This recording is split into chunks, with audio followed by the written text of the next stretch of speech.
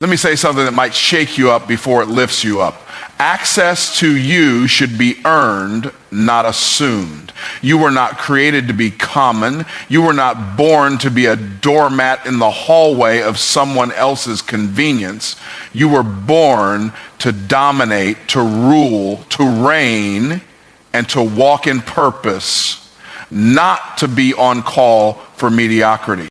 Access to you should be earned, not assumed. That statement isn't just about boundaries, it's about identity. You were created with intention, purpose, and divine design. Every ounce of your time, energy, and presence carries weight. But when you live like access to you is free and automatic, you unintentionally devalue the very gift of who you are. You become available on demand, and that demand begins to wear down your self-worth, your vision, and your clarity. You must understand, not everyone is qualified to experience the depths of your spirit, your wisdom, or your presence. There are people who come into your life only to consume, not to contribute. They want the benefits of proximity, but they haven't earned the right to be close. That doesn't make you arrogant. It makes you wise. Even the most powerful resources on earth are protected. You can't walk into a vault and grab gold just because you felt like it. And you, my friend, are more valuable than gold. When you make yourself too accessible, you become familiar, and familiarity breeds contempt. People stop appreciating what they think they can always reach. They stop respecting what they feel entitled to. They begin to treat your time as something they can borrow without asking, and your energy as something they can drain without consequence. And the danger is, if you let it continue, you start treating yourself the same way, casually, carelessly, and without intention. There's a lie many of us were taught, especially those with a heart to serve, that we must always be available, that our love, our help, our attention should be limitless and unconditional. But wisdom teaches us something different. Love can be unconditional, but access is not. You can love someone deeply and still deny them access to your space, your energy, or your time. Boundaries are not walls. They are doors with locks that open only with the right key. And that key is honor. If someone does not honor your presence, your vision, your values, or your mission, they are not entitled to your time. Too many people have keys to doors they were never meant to walk through. They entered in moments of weakness, of guilt, or of fear of being alone. But just because someone was given access during a vulnerable season does not mean they are meant to stay when you step into your purpose. You are not a convenience store open 24/7. You are a temple, a sacred space, a vessel of purpose. That means your doors open for those who come with respect, alignment, and intention. Your availability should not be based on people's urgency, but on your discernment. Not everyone who knocks should be let in, and not everyone who calls deserves a response. You owe it to your calling to protect your capacity. Because when your time is spread too thin, your purpose gets diluted. When your energy is constantly siphoned by people who take but never pour back, you start running on empty. And when you're empty, you can't serve the people you're actually called to help. You're not just wasting time, you're mismanaging destiny. You're allowing noise to drown out your divine instruction. We must stop confusing being nice with being available. You can be kind and still say no. You can be generous and still hold back access. You can be loving and still protect your time. It's not about building walls to keep people out. It's about raising your standards so that only the aligned come in. Because when you make yourself overly accessible, you lose the power of your presence. Your presence should be a privilege. When you walk into a room, something shifts. When you speak, clarity comes. When you show up, value is added. But none of that happens if you've let yourself become so common that your presence is taken for granted. You were never meant to be everyone's go-to. You were meant to be called upon with respect, with honor, with intention, So when you start shifting your mindset from I have to be available to I have to be intentional, everything changes. You begin to attract people who see your value. You begin to create space for higher assignments. You begin to walk in power rather than in pressure. And you stop letting others dictate how and when you show up. Because access to you was never supposed to be assumed. It was always meant to be earned. Scarcity increases value. Don't be everywhere, be where you're called. This is not just about being selective with your time. It's about moving with divine precision. When something is always available, it becomes ordinary. When something is always seen, it stops being noticed. And when someone is always accessible, they start being taken for granted. You were not designed to be scattered across every opportunity, every platform, every conversation. You were designed for strategic placement, divine alignment, and intentional presence. When you're everywhere, you're diluted. Your message loses weight, your presence loses power, and your identity gets stretched to fit environments you were never meant to occupy.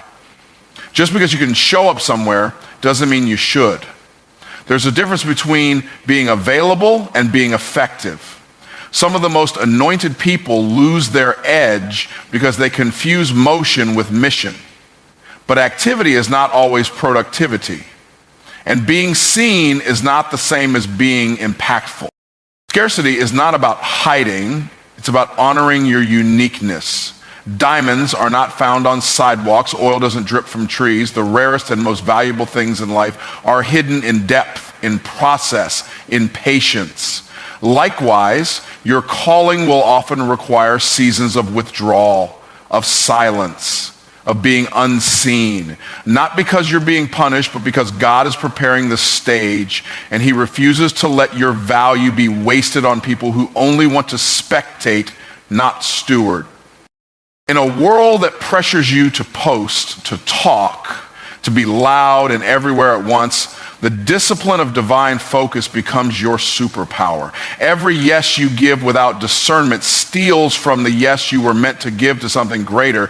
You were never meant to burn out trying to be available to everyone. You were meant to light fires in specific places for specific people at specific times. That's how legacy is built, not through exposure, but through execution. Your presence is like a seed. Planted in the wrong place, it gets choked out. Planted too often in too many places, it never takes root. But planted where you're called, where your anointing is assigned, fruit begins to grow. Multiplication happens not in many fields, but in the right field. You have to ask yourself, am I sowing my presence into distraction or into destiny? There is a temptation to always say yes, to always show up, to always be seen, especially when you're building something. But real growth doesn't come from being visible. It comes from being valuable, and value is protected, not exposed. You don't need to prove your worth by your presence. You affirm your worth by your placement. You don't chase platforms. People will pull on you, invite you, want pieces of you for their gain, not always your growth. You have to be wise enough to discern the difference between an opportunity and a distraction. Just because it looks good doesn't mean it's God. Just because it makes noise doesn't mean it produces fruit. Some doors are designed to detour you, some rooms are designed to drain you, and some stages are designed to strip you of your original voice. Scarcity creates anticipation. It builds honor. It sets the tone that you are not common. You are not a free sample. You are not an open book for casual readers. You are a living word full of power, waiting for the appointed time and the right audience. And when you begin to value your own presence enough to withhold it from the wrong spaces, the right ones begin to appear. You don't need to do everything to be impactful. You just need to do the right things consistently and with conviction. You don't need to be known by everyone. You need to be known by the right people. You don't need to go viral. You need to be valuable. Your influence doesn't come from your reach. It comes from your root. And roots don't grow by moving. they grow by staying planted. If you truly want to increase your value, stop chasing the crowd. Stop trying to fill every room. Stop saying yes to what doesn't align with your assignment. Your scarcity isn't weakness, it's strategy. It tells the world, I don't go where I'm wanted, I go where I'm called. Being overly available lowers your perceived worth. It's a subtle trap that often disguises itself as kindness, helpfulness, or loyalty. But in reality, it slowly chips away at how others view you, and even more dangerously, how you view yourself. When you make yourself constantly accessible, you train people to believe that your time, your energy, and your expertise come without cost. And when something is too easy to get, it rarely gets treated with respect. We've all been there, responding instantly to every message, showing up for every call, saying yes when we should have said no. At first, it feels like we're doing the right thing. We feel dependable, supportive, even admired. But slowly, the dynamic shifts. What was once appreciated becomes expected. What was once seen as a favor becomes seen as your obligation. And the more you give without boundaries, the more invisible your value becomes. People subconsciously associate value with exclusivity. Think about it. The most in-demand professionals, the most respected voices, the most sought-after mentors. They're not easy to reach. You have to book them, wait for them, prepare to speak to them. Their limited availability sends a message. This is someone whose time matters. But when you're always available, you're unconsciously telling the world, my time is cheap, and the world responds accordingly. It's not that people are malicious or ungrateful. It's that humans naturally assign less value to what they can always access. Think about your own habits. You probably treasure the friend who checks in every so often with deep conversation more than the one who texts you all day about nothing. You might admire the speaker who rarely shows up but delivers with power when they do. The principle is the same. Too much access leads to lowered impact. The danger of being overly available is that it also leads to internal resentment. You start feeling drained, overlooked, and underappreciated. You wonder why people don't reciprocate your energy or recognize your effort. But the truth is, you train them to see you as always there, always willing, always ready, and people rarely treasure what they think will never go away. Resentment grows where boundaries are absent. You must learn that availability is not the same as love. You can love deeply without being constantly present. You can support someone without answering every call. You can be generous without giving yourself away. In fact, the more you protect your presence, the more powerful it becomes when you do show up. There is strength in strategic absence. There is influence in being selectively accessible. Being too available also crowds your schedule and clouds your focus. You become reactive instead of intentional.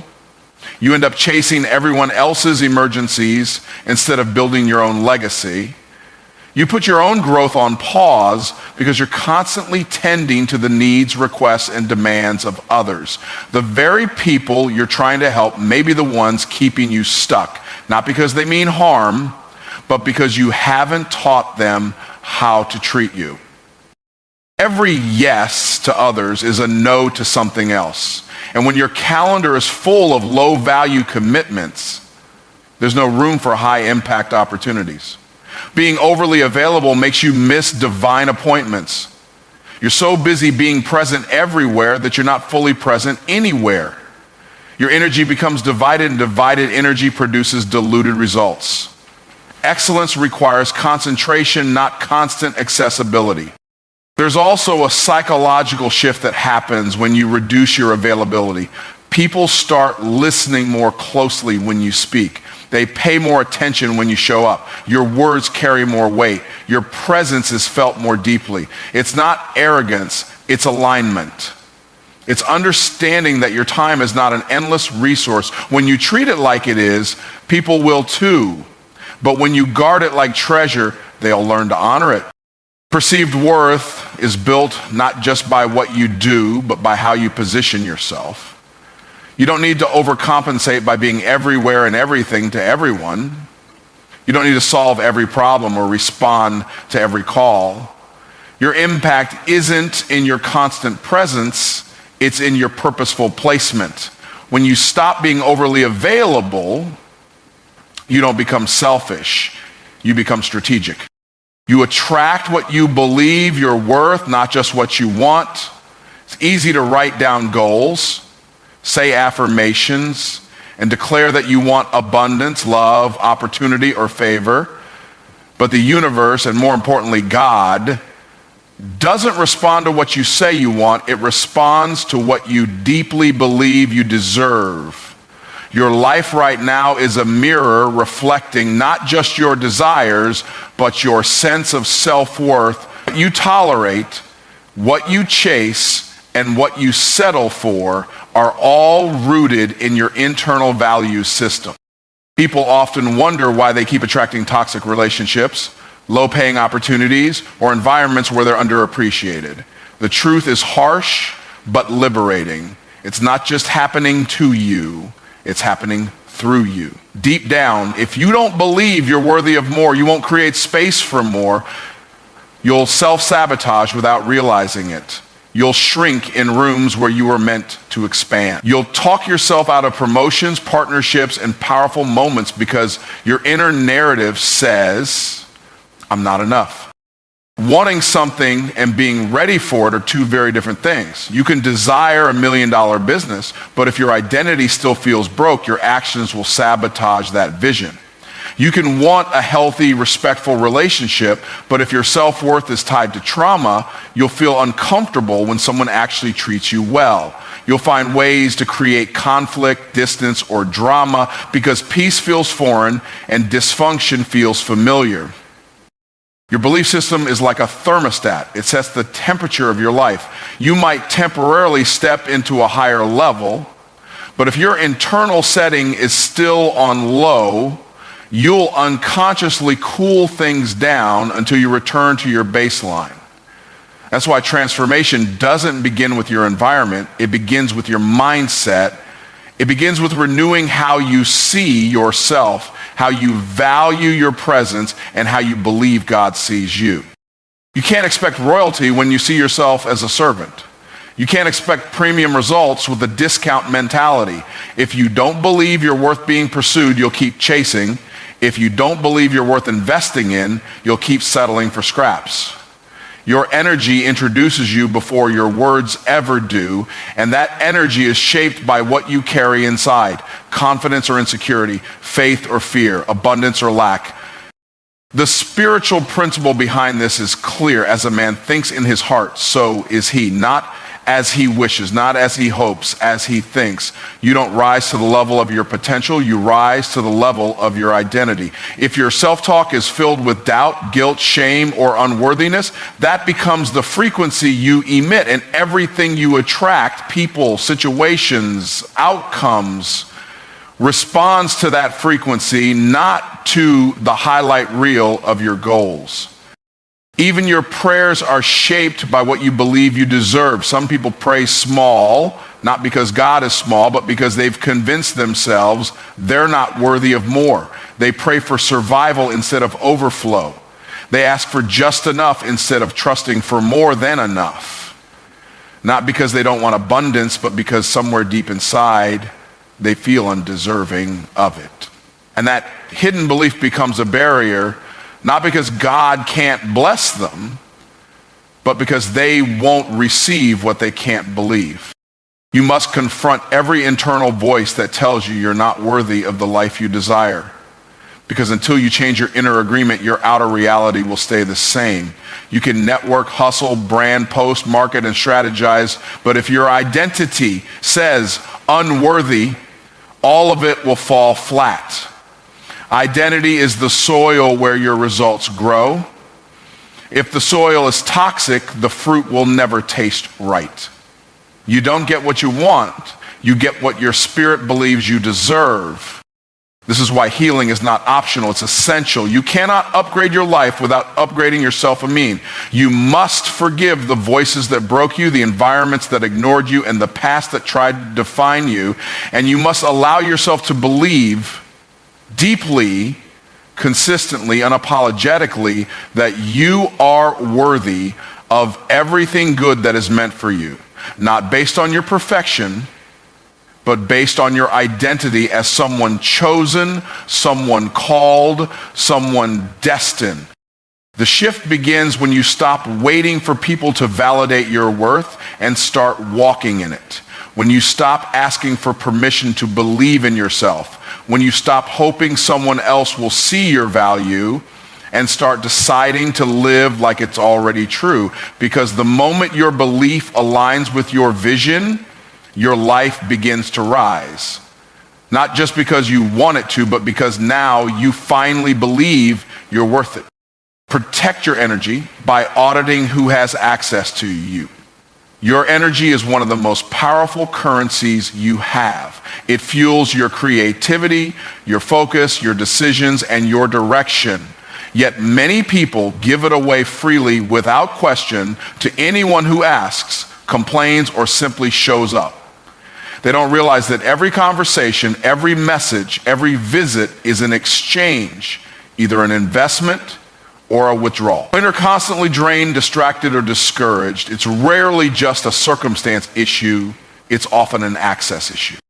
People carry energy. Some uplift, some burden. Some align and some distract. When you allow people into your space who don't value your peace, you slowly lose your clarity. You start second guessing yourself. You lose momentum. You carry weights that were never yours to bear. And if you're not careful, you begin to confuse their chaos with your calling. That's why you must become intentional about who gets a seat at your table, because not everyone is qualified to dine where destiny is being served. There are people in your life right now who have unrestricted access but offer no return. They call when they're in crisis but disappear when you're in need. They drain your emotional tank and never refill it. These people are not evil, but they're not aligned.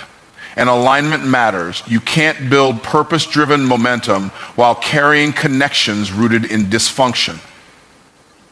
You're not just protecting your time, you're protecting your future.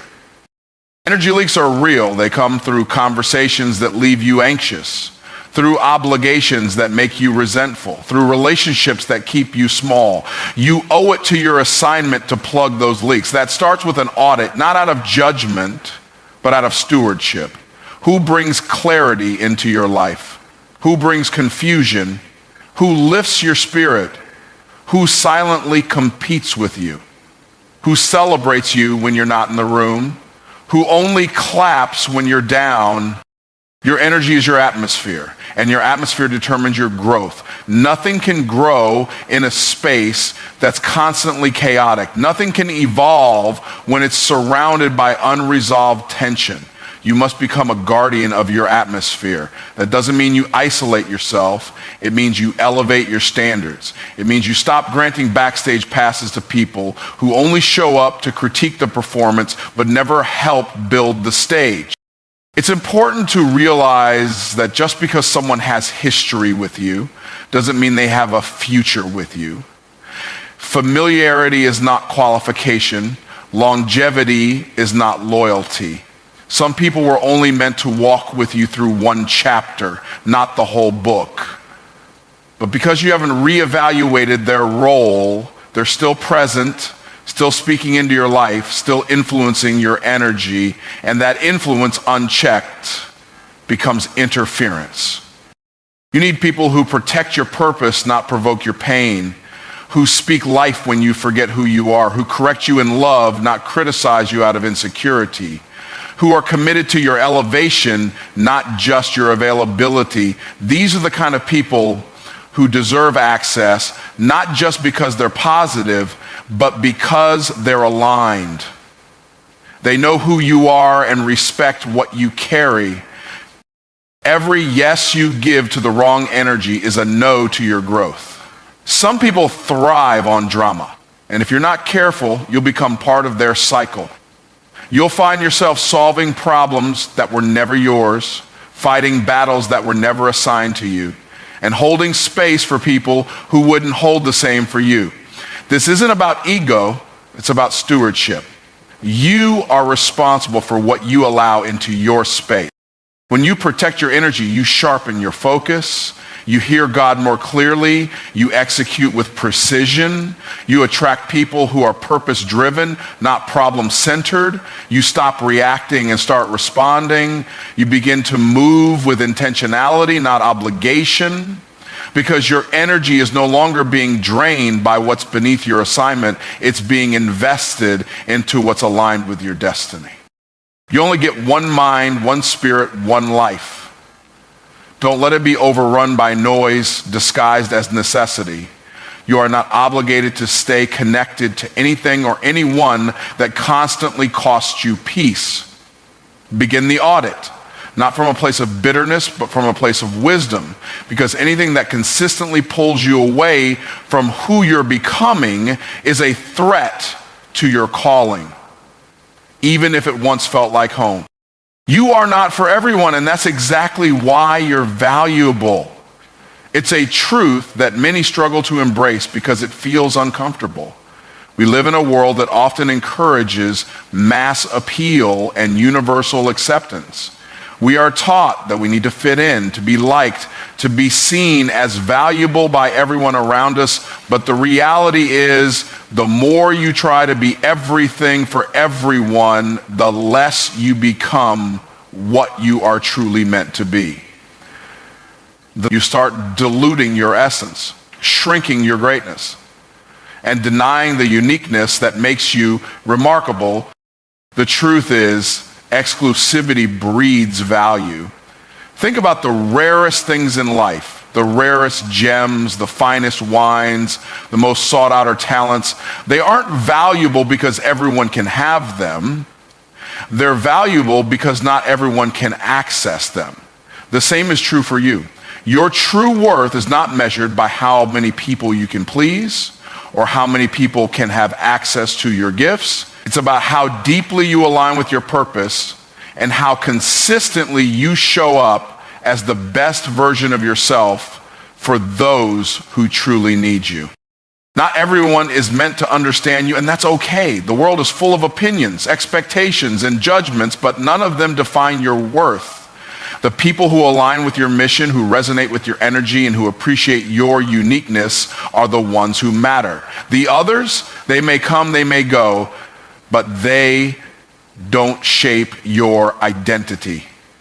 If you live for everyone's approval, you will never fully step into the greatness you were born for. Your value isn't in their hands, it's in your own heart, in the vision you hold, and in the mission you're carrying. When you recognize that you're not for everyone, you begin to stop stretching yourself thin trying to prove your worth. You stop compromising your values and your boundaries just to gain acceptance or avoid rejection.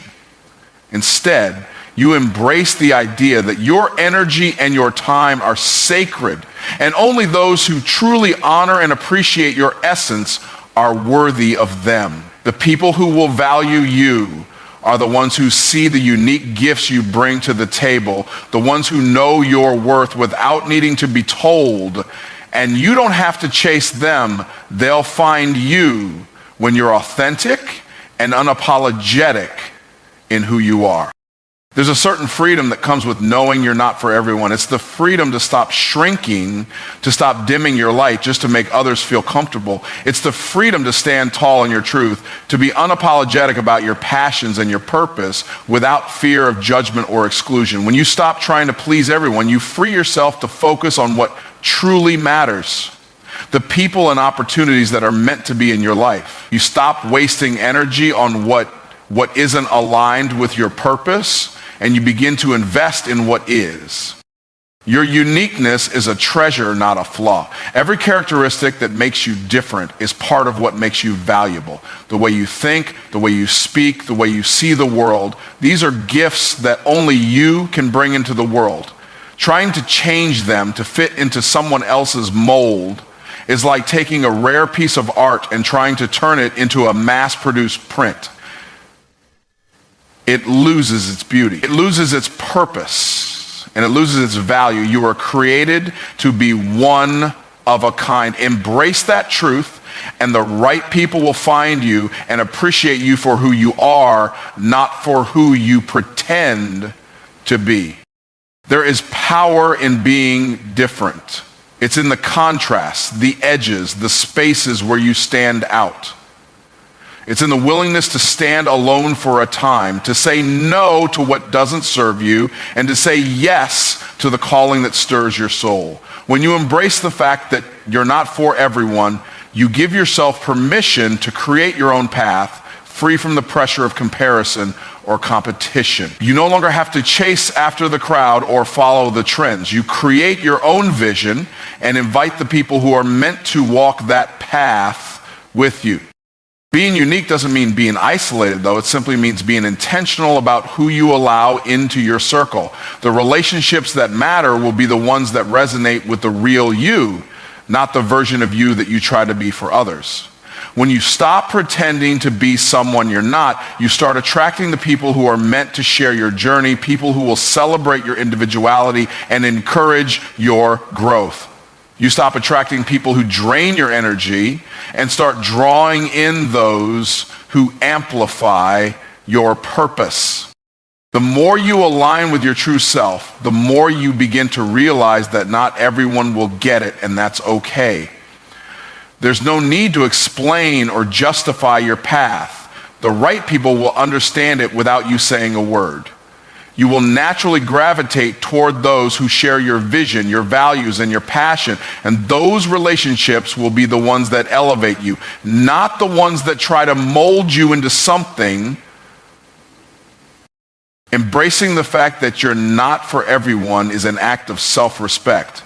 It's you recognizing that your time, your energy, and your presence are precious. And when you begin to guard them with wisdom and discernment, you'll see just how much more you attract what's meant for you.